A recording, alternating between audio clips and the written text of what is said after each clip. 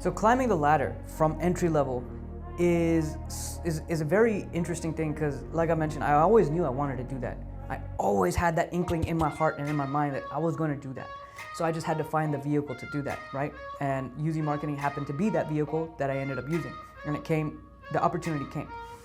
So the experience was like, I did some things that most people wouldn't even dare to dream about. In the first very few years, I barely got paid at all. And this was my choice. This was my choice. I knew what the company was making, and I knew that the company didn't have money to really pay a full-time salaried person. So I was 22 at the time. I didn't have anything going on in my life.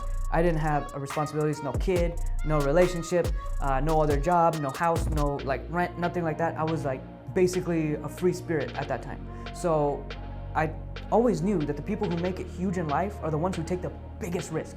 And because I had such high risk tolerance, I was like, okay, well, if Quan is able to be the #1 person in StarCraft, a resource management game, then he could probably do the same with a business. So I just have to stick it out for X amount of years.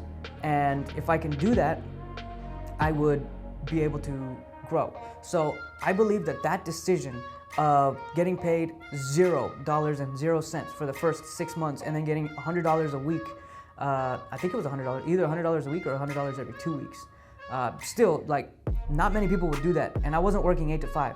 I was going from 8 a.m. to 8 p.m., like morning till night. Me and Quan were at that office just grinding, hustling, making all these projects. Like we were there to win it, basically.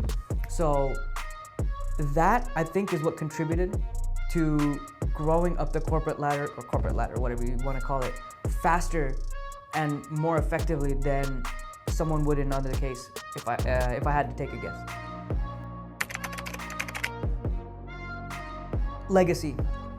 I want to build something that my name is attached to. Let's say 50 years from now, I'm talking to my grandchildren.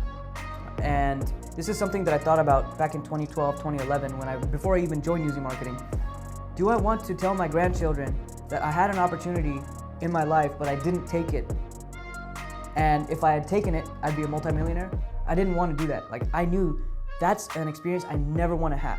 So if an opportunity came my way to become something big, I'll take it, no matter the cost. So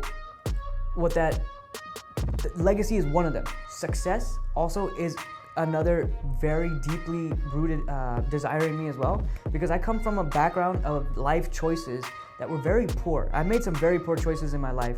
So I guess to prove to myself that I can be successful despite making these horrible decisions in my younger years, that's like a way to prove to myself that I can do it, and I can prove to the world that your background or your past or your history does not define your future.